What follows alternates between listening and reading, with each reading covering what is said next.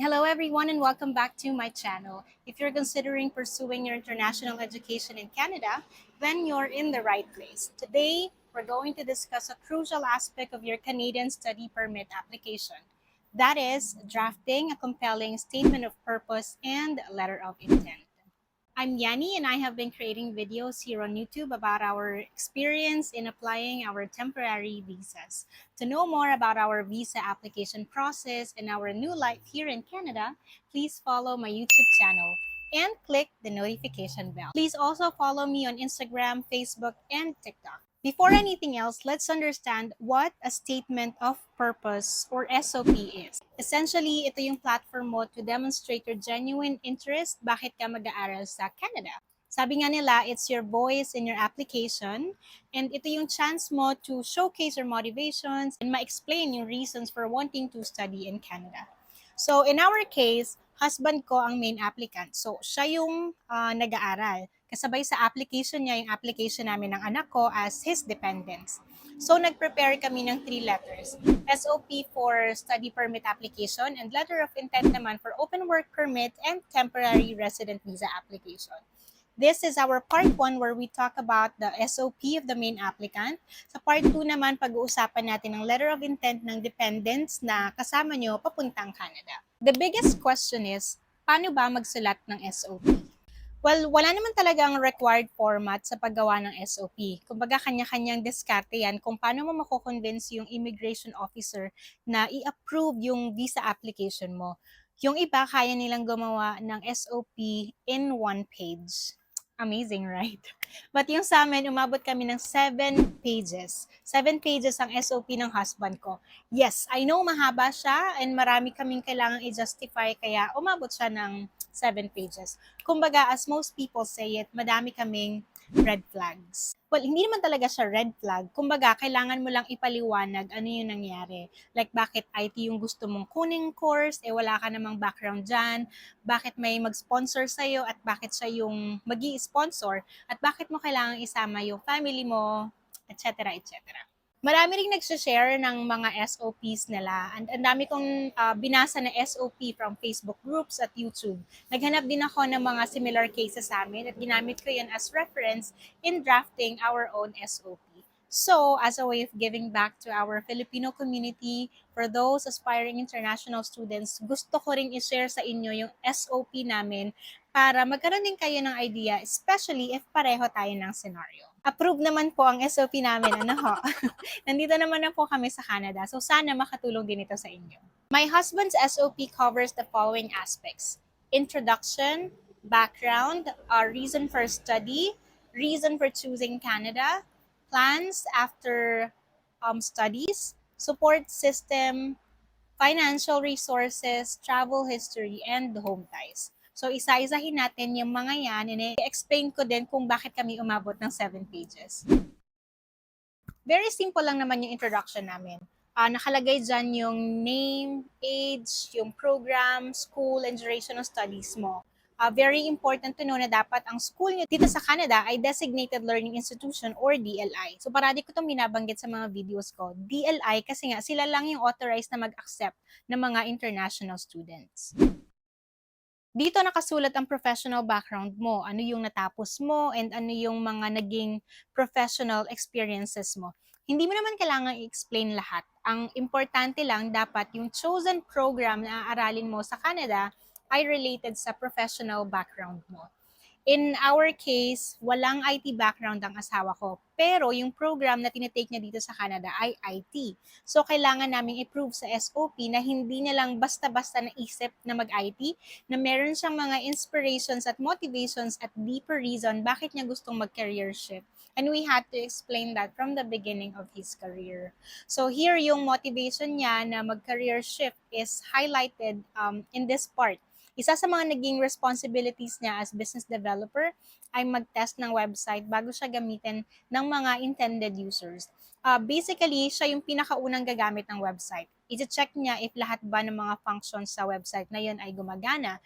Then if may mga glitches, i-report na yun back to the web developer who made that website. Note that it was just a part of his entire responsibility pero hinighlight namin siya para ma-connect sa pag-shift niya ng career sa IT. I'd like to also note that this is backed up by evidence. Ibig sabihin nakasulat yung job responsibility na yan sa job description niya and naka-attach yung COE niya as proof. Mapapansin nyo rin dito na at the time of our application, iba na yung trabaho niya. Naging public servant siya and in-explain din namin bakit niya kailangan umalis sa dati niyang trabaho. Kasi kung iisipin mo, sinasabi mo na gusto mo na mag-IT pero nag-resign ka naman. Tapos yung trabaho mo pa ngayon hindi naman IT related. So, yung mga ganong questions, pinaliwanag ko talaga para wala nang room for questions. And yung highlight namin reason dito ay cost cutting ng company because of COVID and to secure our financial resources. Kaya siya naghanap ng ibang trabaho. Kumbaga, napilitan lang siyang mag-resign because of the global pandemic. Kung may mga significant gap kayo sa career nyo, this is also the best time to discuss bakit may time na hindi kayo nakapagtrabaho or if may gap sa naging studies nyo or sa mga training opportunities. Dito nakalagay what made you interested to study again and why are you taking that program.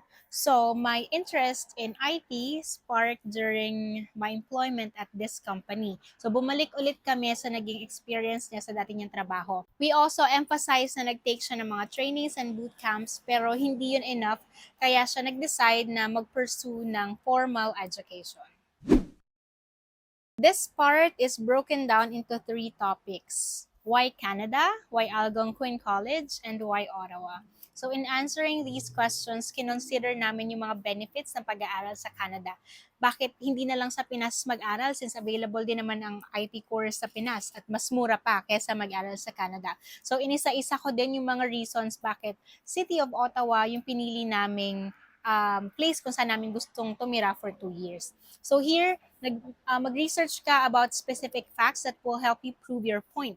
Mas maganda na mag-cite ka ng mga reference from reliable sources para back up yung mga sinasabi mo. And it is a good way then to show the process that led to your decision and establish mo na meron kang specific determining factors. I-visit mo yung school's website, the official website of the city, kung saan mo gustong tumira, and yung curriculum ng program mo.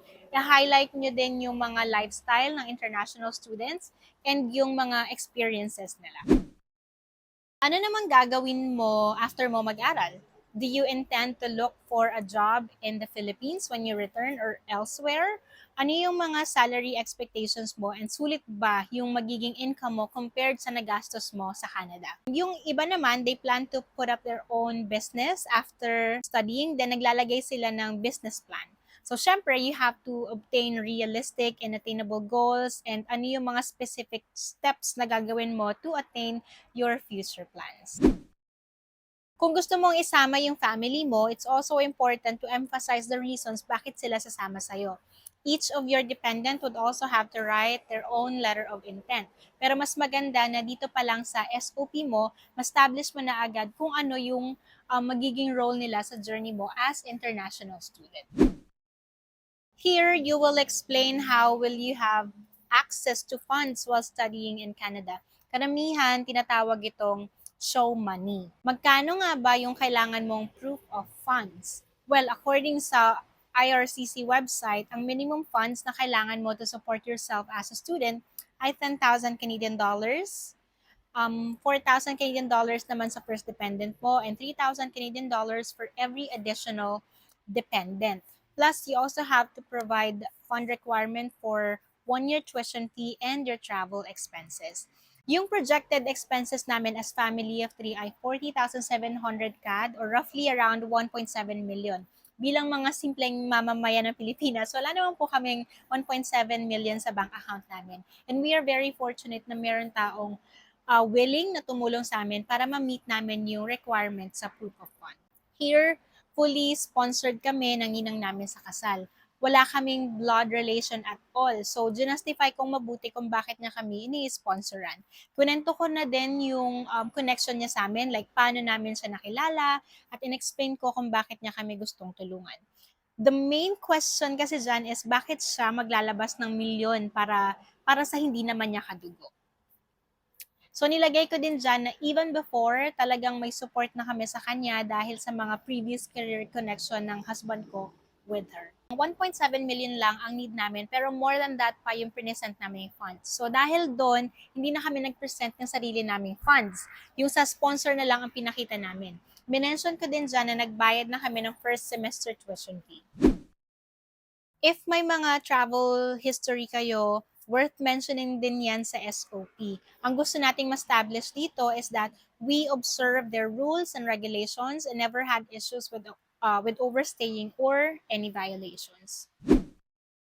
Dito may ipoprove na may babalikan ka pa sa Pinas at wala kang reason para magstay sa Canada. And I know ang goal naman talaga natin is to become a citizen of Canada, but we have to keep in mind that we are taking the student pathway, kaya ang focus mo dito is only to study for your career progression. Kaya it is very important na ma-establish mo sa SOP mo na aalis ka ng Canada upon completion of your studies. Kung may mga properties ka under your name, mga inheritance from your parents, business, or any other assets, ilagay mo yan under home ties. I'd like to note then na importante na meron kang proof. So, pag sinabi mo may business ka, dapat may documents ka to prove na totoong may business ka. Or if may mga donations sa'yo or may inheritance ka, provide documents as well. Pati yung mga insurance na binili namin, mga government contributions, sinama na din namin yan.